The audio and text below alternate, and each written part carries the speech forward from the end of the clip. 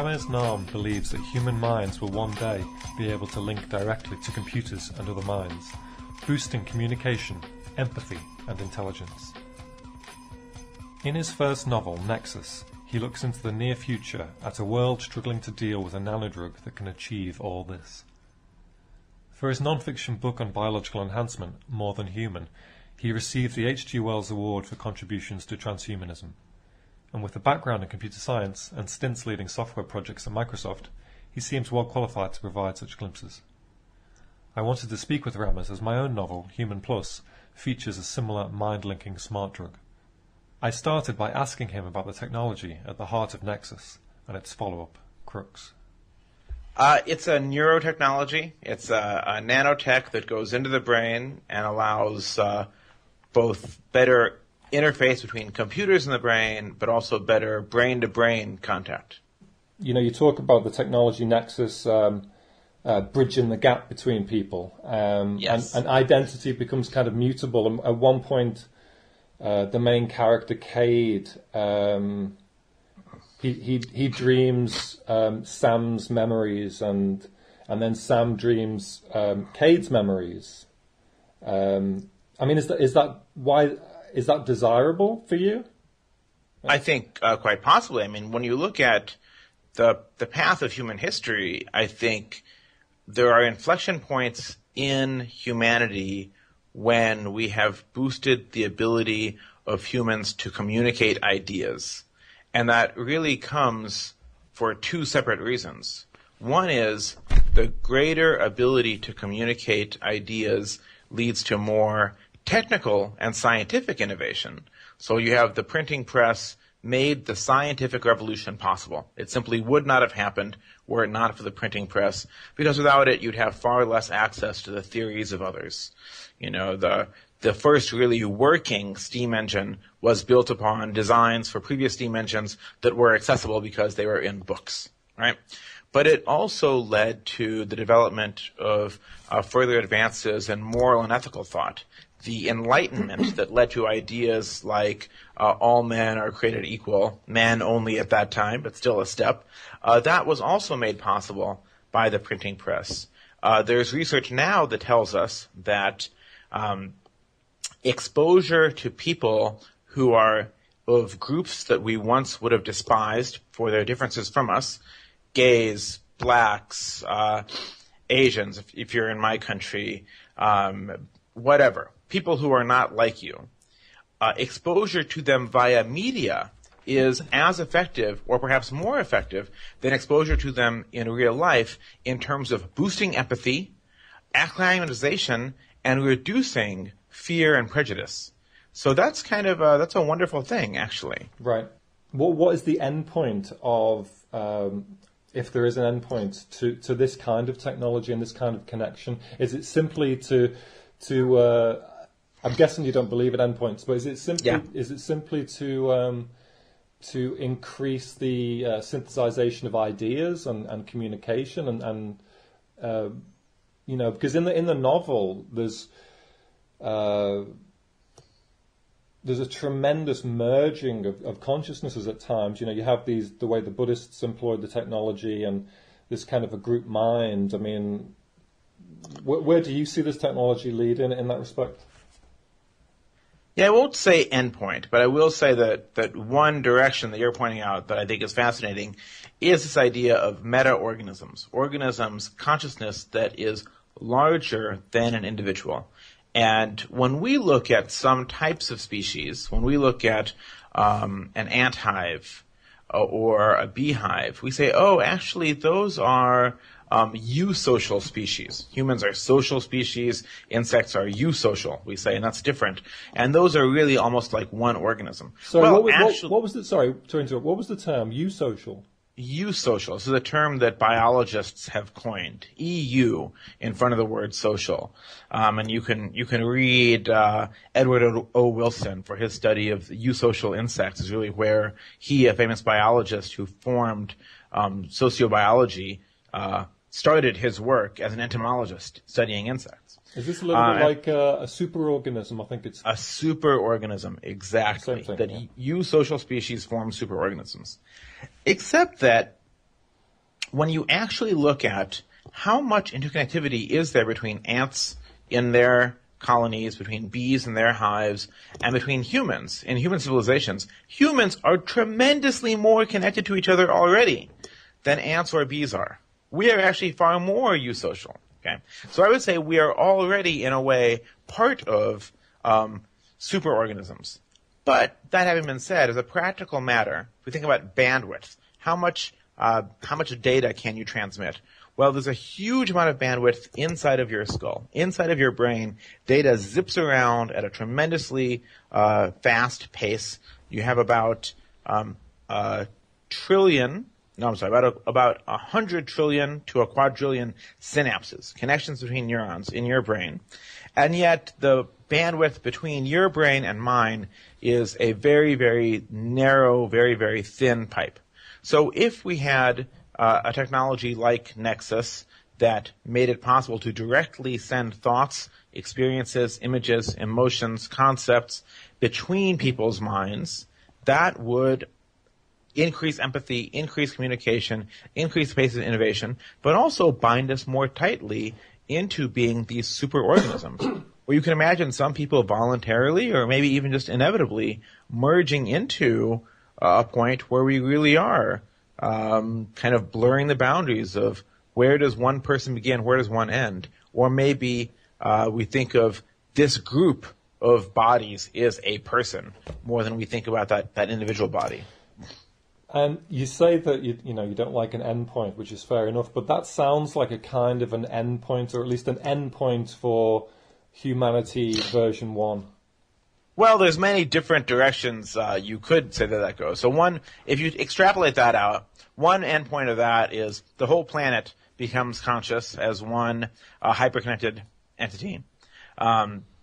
Another is, well, actually, wetware, the human neurons have all sorts of downsides. So we actually just use this technology to take the patterns of the wirings of our brains and copy those onto other substrates, into computers that we've invented that run on silicon or graphene or something, and operate ourselves on that.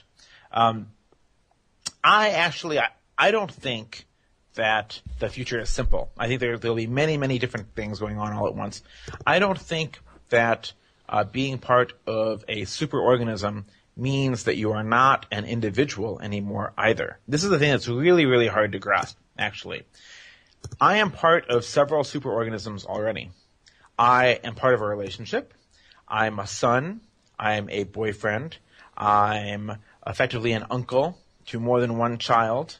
I have an agent, 2 agents for 2 different types of books. I'm a former employee of several corporations. I'm in various legal partnerships in various ways. I'm parts of various whatever. I am in several different superorganisms, but I am still me. In biology, when one organism is part of a superorganism, it's usually in a strict hierarchical sense. A bee is only part of one beehive. An ant is only part of one ant colony. Or a cell is only part of one body. A cell in your body is only in your body. It's not in anybody else's. In this new world, humans can actually be part of many different superorganisms and still retain their individuality and even say, oh, you know what? I'm tired of being part of that organization. I'm going to change. I'm going to leave that organization and go to this other one instead. So I don't think that it's actually an either or between subsuming ourselves into greater superorganisms and having our individuality. I think in some ways they can both grow in time. Yeah. In the novel, in Nexus, you have a clash between the techno-optimist faction or the technological pro-development faction or pro-smart drug faction and the Department of Homeland Security, what they got, ERD. They're trying to stymie the development of this technology. That's right. Now, what was your personal path or journey from obviously, I guess you weren't born someone that was as pro-technology. I know you don't like the term transhumanist, but because you see, the average person, I think, at this point is suspicious of the dreams and the promises of the transhumanists. So what was it? What was your journey to becoming such a techno-optimist, and how do you see the issues of communicating that vision which you believe in to the average person that might be a little bit suspicious of it? Right. Well, I think some of us are just kind of made that way. If you're a very curious person and if you're driven to wonder, if that's a primary kind of drive in your life and an emotion that you feed, you end up looking a lot at the future, whether it's reading science fiction, which I did a lot of as a child, or reading science. You end up caring a lot about the future and being interested in it. And so I've always been fascinated by that. And then after reading science fiction and reading a lot of basic science as well, back in 2005, I released a book called More Than Human that talked about the technology in general of transhumanism, if you will, of making humans smarter, stronger, longer lived, and wiring our brains into computers, which I thought was actually the most transformative of all of these, to computers and each other. I wrote that book for two reasons. One, I had read some basic science papers in basic science journals that blew me away with what was happening in brain-computer interfaces especially, and that I thought no one knew about and they should know about. Two, this was when President George Bush was in power in the United States. He had a President's Council on Bioethics that was run by a fellow named Leon Kass, a conservative theologian who wrote a book about how we really shouldn't be so arrogant as to try to enhance ourselves, and how all these ideas were suspicious. Francis Fukuyama, a prominent historian, very smart guy in some ways, was another fellow on that commission who wrote a book called Our Post-Human Future, who said democracy itself is threatened if we have a world where some people can make themselves smarter. That tears the very fabric of we are all created equal, and we have to control this stuff. We must use the power of the state, quote unquote, to rein in these technologies and be very suspicious of them. And I read through all of their transcripts, and I was just aghast. I mean, it just seemed so obvious to me that, yes, new technologies always bring problems. Trains were used in the Civil War to take soldiers to the battlefield. Planes, we just saw, planes come with accidents, people die. Planes were used in 2 world wars to kill millions of people. Yeah. You know, there is no technology ever existed that has not had some downside. Yeah, I know. But on the whole, they mostly have brought us good, and technologies that make us healthier, smarter, longer lived, good stuff. So I wanted to write that book to say, hey, here's the technology, and here's why, if we manage it properly and make some smart choices and watch out for safety and watch out for social equity and watch out for inequality and make sure the poor have access, it's a good thing. Okay. So that informed the whole process when several years after that, I wrote a novel. I really just kind of took what I saw with the President's Council on Bioethics and what I see in real life with the war on drugs and the war on terror, and just said, what would happen a couple decades down the road? How would those trends play out? And that's how the book came to be. Yep. You're really persuasive on all those points. And you know, I'm personally trying to engage more with transhumanism, and I want to learn more about it. And I think you know, the average person is relatively ignorant of the technology and what it could promise. But the difference is in at the moment, I think, is that change seems to be, or there's a perception that change is accelerating. And someone like yourself, who is incredibly knowledgeable of the change and the technology that's taking place, and you welcome it and you see it, for other people, they can barely keep up, and there's a sense of it's just accelerating. And I don't think human beings are used to that. You know, we're used to, human beings, I think, don't you think, are used to imperceptible progress, whereas now we have to deal with very, very perceptible progress, and that's quite disconcerting for the average person. It is, and I realize now that I didn't answer your question of how do we communicate about this stuff to sort of the average person. I honestly, I don't worry about public acceptance of it too much. And I think the quote-unquote transhumanist movement probably does far more harm than good. It's not that it does anything at all. Mostly it has no impact on medical consumption whatsoever, but the impact it does have is mostly harmful. Okay, so let me elaborate on that. Most people, I've said this before, I'll say it for your podcast here. Most people are transhumanists. What does that mean? Most people, you offer them a product. You say, hey, I've got this product. It will give you some new ability, or it will, delay your death by a year, or it'll make you look 5 years younger, or it'll let you jump 4 inches higher, or your muscles will get bigger, or it'll let you talk across space-time to your family on the other coast, 1,000 miles away, instantaneously. And it costs you, here's a number you can afford, and, several thousand people at least have tried it already, and some regulator has said it's safe, and it doesn't look too crazy. They'll be like, yeah, maybe, and they'll wait. Like the first time you won't sell it to them, but they'll wait. If they see somebody else using it, it doesn't blow up, it doesn't kill them, they don't get cancer and die, then eventually they'll buy one from you. Once the price is low enough and the value to them is high enough. That's just what people do. Whether it's contact lenses, LASIK surgery, a smartphone, modafinil, Ritalin, sports nutritional drinks, yeast that you spread on your popcorn to add a little protein into your diet, whatever. People are into optimizing their lives. It's just that their time horizon is not what's going to be there 10 years from now. Their time horizon is what's available now. Or maybe it's, I'm going to go shopping for a smartphone. Oh, maybe I should wait. What phones are coming out later this season? Okay, I'll give you 6 months. Maybe I'll give you a year. I'm going to shop for a car. What's next season's car is going to look like? I'll give you that long. That's a realistic time horizon. So that's why the public doesn't care, and the public's not going to care. You are not going to get very many people who care about what's going to be there 10 years from now. Good luck. Or you will only through fiction, which is actually one of the reasons that I have personally found fiction writing far more rewarding than nonfiction writing, because you get people excited for pure excitement's sake. It doesn't have to be a book report. It doesn't have to be a laundry list of things. It can just be, let me sink you into this world. Yeah.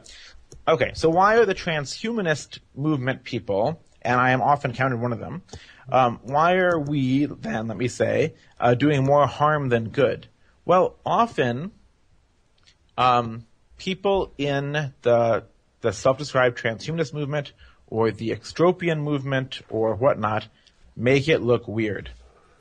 And by making it look weird, they just turn others off. Yeah. I haven't read the newest Dan Brown book. Actually, I've never read a Dan Brown book in my life. But in Inferno, apparently, he references an H+ conference that I was at Harvard. So I think I'm going to put on my resume, I was at an event that Dan Brown talks about in one of his novels. But I haven't read the passage, haven't read the book. I doubt that it's in a flattering light. So, we make an easy target to a certain extent, and for what benefit? I'm not really sure exactly where we're getting. I support, there's a change that was made. James Hughes, who's somebody that's in this movement, I'll say, or in this selection of people who thinks about these topics, took what was, I might get the facts wrong here, he took what was the World Transhuman Association, and after leaving that, he created something new called the IEET, the Institute for Ethics and Emerging Technologies. And what I love about the IEET is that it is explicitly chartered with thinking about transhumanist technologies, if you will, but the word transhumanist does not show up there at all. It sounds bloody normal. It sounds like emerging technologies. We all understand what that is. Hey, there's electric cars coming. Hey, there's, somebody talked about a vaccine for herpes. Hey, there's GMOs and blah, blah, blah, blah. It's pulling back that time horizon, isn't it? And even if they're not, the IEET, we will look at issues that are very far in the future as well, or decades, whatever. But the way that it sounds like a rational, normal think tank that is grounded in, let's do policy analysis and let's do ethical analysis, not we are fervent cheerleaders for this weird subculture. So the dichotomy in my novel, there's the transhumanist technology, which is very, very similar to your own. And then there's those that are against it, and the reason why they're against it in my novel is because they're psychic. Oh, right. Goodness. Okay. Now I've based it on things that I feel I've experienced. It's based on research of American DIA, CIA research into psychic spying, and then obviously I've exaggerated it for the sake of the narrative.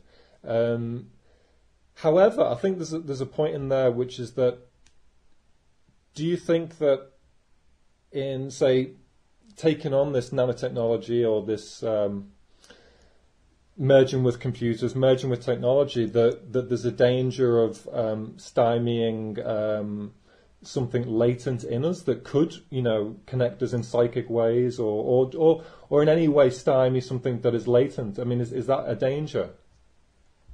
Well, I think that anytime we change ourselves, we could be leaving behind other parts of ourselves. It's as simple as driving cars means that we walk less and we are not as fit, perhaps, as we once were. Now, that doesn't mean that we should let go of cars. Cars provide tremendous value. It's trade-offs. Nothing ever comes with only positives. So you have to look at kind of what's the net effect, and is the plus worth it? But what makes you feel that we can outdo what is already latent, though? Things like intuition, inspiration, imagination. Are you sure that we should take this jumping off point into this evolutionary leap? I mean, potentially, according to some critics, we could be blinkering ourselves and solely serving either trivial aims or egotistical aims. I'm not sure it's even outdo. I think it might be leverage or enhance. And I think the one thing that critics of human enhancement technology in general have as a mindset is they tend to believe that it will be very homogenous, the set of changes that people make. And I don't think so at all.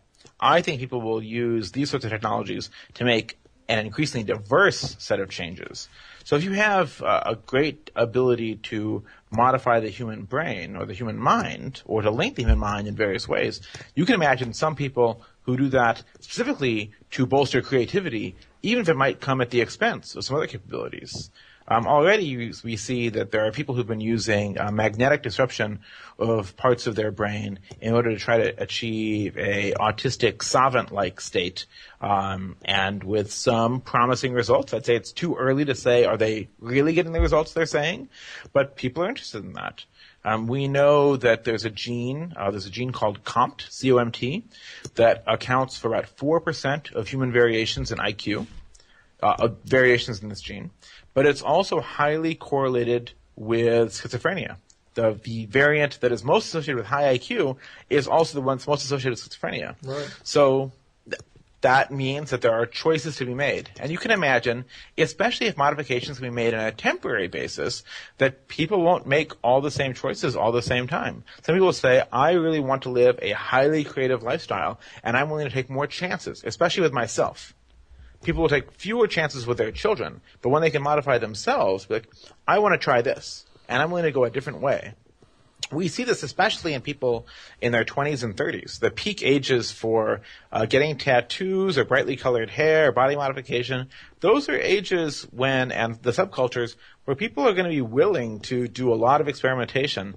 And I think that rather than giving up a whole lot of human capabilities, I think that's going to show us a flourishing or even a flowering, a blooming and a diversification of human capabilities. Absolutely. I was reflecting on the idea of what this means for consciousness, and you don't believe in the idea of a soul or a deity. That's correct. What do you think that's an important thing in terms of people's feelings on these kind of technologies? Like potentially, with life extension or consciousness uploading, you could create immortality, or you could create something akin to a soul. But if you already believe that we have that, then that may make you less interested in these technologies, and perhaps more suspicious that it could create a kind of a spiritual stagnation. Do you see that as a factor in terms of people's approach to these technologies? It may be a factor, but even among religious people who avow that they believe in an afterlife and an immortal soul, you see a great deal of effort put into maintaining health. And you see a great deal of interest in trying to extend life, at least, within reason. And I deeply respect those people who make there's a rational choice that comes at a certain point when you realize that a prognosis means that you have, 6 months to live, or with horrendous efforts and high cost, maybe 8 months to live. I think it's very brave and very wise for someone perhaps to say, let's just go with the 6 months rather than a lot of pain and expense. And I think perhaps people that have more faith in the afterlife are more likely to go with that, and more power to them. Nevertheless, belief in the afterlife or no, people seem to mostly want to live. So I'm not sure how big a variable that is. No, that's certainly true. Does that drive you though? The idea that you could extend your own life indefinitely, or prolong your own consciousness? It did when I was younger. Now I consider it a wild card. I think there is some chance that we will get to an indefinite prolongation of youth or to uploading during my lifetime. I'm not counting on it. So I think hope for that, do what you can to stay fit, to stay young, to stay healthy, but live your life as if you're going to die. And don't be disappointed if you find yourself getting older with no prognosis for immortality in sight. And fundamentally also, there's an extent to a wish for immortality that's a little on the selfish side, to be totally honest. And I think I don't blame people for it. I would like to extend my life as well, but there's a lot that can be done for the world externally as well. So focus on what you can do, and focus on the impact you can have on the world around you in the here and now, because whether your body and your brain live on or not, the ripples you leave in the world will keep on going for quite some time after you die. Yeah. I think briefly you mentioned psychedelics in Nexus, and the actual technology has some similarities in terms of, at least given the experience or a sense of connection with others, connection with nature, connection with a bigger consciousness. What would you say to the idea that potentially psychedelics are nature's own smart drug, and how would say, like the technology that's invented in Nexus, how would such a human created incredibly powerful smart drug compare? What's your feeling on those two, and what is to be learned from each?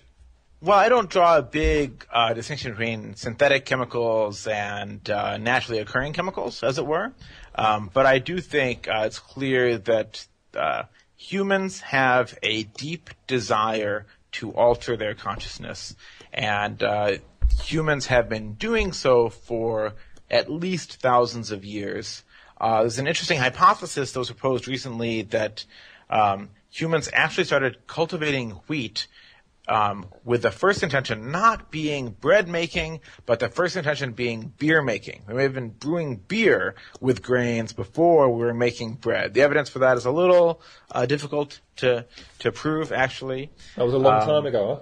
It was a long time ago. Very long time ago. The first clear evidence of beer making is at least 5,000 to 7,000 years ago, and bread making is in that ballpark as well. A little bit older for bread. We can see that grains were grown intentionally at least 10,000 years ago, so we don't know exactly what was happening then. Andrew Weil, Dr. Weil, famous kind of naturopath and so on, his first book actually was about psychedelics. It was called The Natural Mind.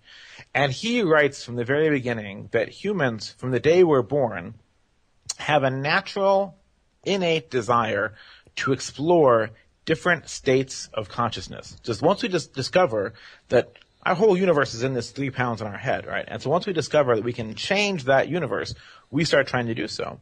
And his first example, I think, is children spinning themselves around until they get dizzy or rolling down a hill. They're doing that because they've learned that they can change their inner state.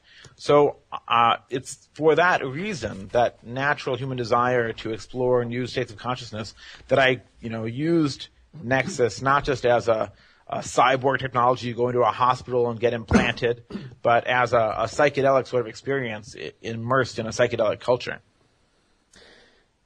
Yeah, because where I'm coming from is you described the technology it really seduced me, and it's, I can really see how positive a thing it could be, as well as you also outline how negative it can be.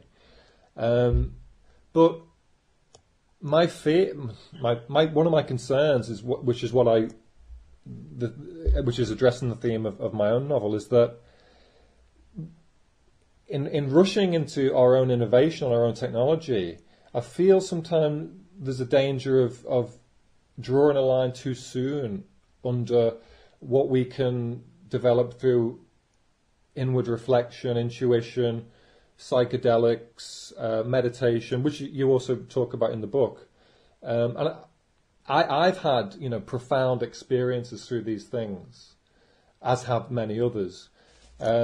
Graham Hancock, I don't know if you're aware, he recently spoke on he had a TED talk where he talked about, very controversial TED talk, where he talked about ayahuasca, the drug ayahuasca, being like a missionary sending out people who are going to the rainforest, having this experience, having this consciousness change, becoming much more ecologically focused and much more humanized by it. I feel. Do you think that there's? What do you think about the idea that in being rushing too quickly into our own inventions and our own innovation, that we could be disconnecting something more innate in that respect? Well, I think at this point, it's not just a we. We're not a homogeneous species either. So I think there's room for different people to move at different speeds. Some people will try things out, and their experiences will be informative for others, and others will make their own choices as to what pace to move at or what direction to move in, and they may move in very different directions. Certainly, you see that even within the population who use psychedelics or mind-altering substances in various ways. Some will say, I drink alcohol, but of course I don't use drugs. Some will say they smoke, but of course, and most of those drink, but they won't use drugs. Or some may only use marijuana, but of course no hard drugs.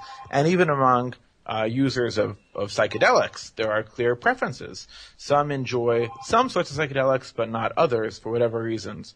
So people have their sets of preferences and experiences, and I don't see a real problem in expanding that repertoire. One of the themes of your novel is Buddhism. Yes. And the phrase "we are all one" crops up a few times. Do you believe that? Oh, I think, that phrase is so simple that it could encapsulate many, many different things. I'm not a Buddhist myself, but I find Buddhist thought very fascinating. I do think there's a certain extent to which humans are far more capable as parts of groups, parts of tribes, parts of organizations, parts of nations, parts of families, etc., than they are as individuals. And when we look at what we've accomplished as humanity, that's not just the result of solitary human accomplishment. That's really about the ability of humans to communicate and collaborate and so on. Right. So you wouldn't necessarily subscribe to any ideas of a unitary consciousness underlying and connecting all creatures, which the Buddhists do? I don't subscribe to that. Not really. I can posit some things that might kind of approach that a little bit, but they'd all be stretches. Yeah. In order to get there. Your new book. Sorry, what's your new book called? So I have two new books. The non-fiction book. The Infinite Resource: The Power of Ideas on a Finite Planet. Right. What do you think innovation is? I mean, is it simply problem solving? How key is it to evolution? Is it what is innovation to you? Innovation is the development of new useful ideas, and it is an evolutionary process. It's evolution working on ideas rather than genes. And the book really is a look at, we have all of these sort of fairly tremendous problems, actually, of energy issues, climate change, fresh water, deforestation, feeding the planet, even as the population is set to add another 2 billion people and so on. So how can we deal with that? Are we really between a rock and a hard place? Are we sort of stuck? Are we forced to roll back a lot of the economic progress and quality of life progress that we've made, or can we keep growing? And so I look at how much can we grow the pie, really, and how do we do that? And I make a case for we've innovated our way past problems like this in the past, many times throughout history. Occasionally we fail to do so, or some cultures have failed to do so when they have not been innovative enough. And then I propose a set of things we need to do now to boost the rate of innovation in saving the climate and making sure we can feed everyone and so on. So you're very, very optimistic that we can address all these problems through innovation. I'm a cautious optimist. I subscribe to what I'd call dynamic optimism, which is there's a complacent optimism, which is you just sit back and say, oh, it'll all be fine. That's not it. It's a dynamic optimism that says there's a lot of problems. Here's a plan. Steps 1, 2, 3, go. And that's the ballpark that I'm in.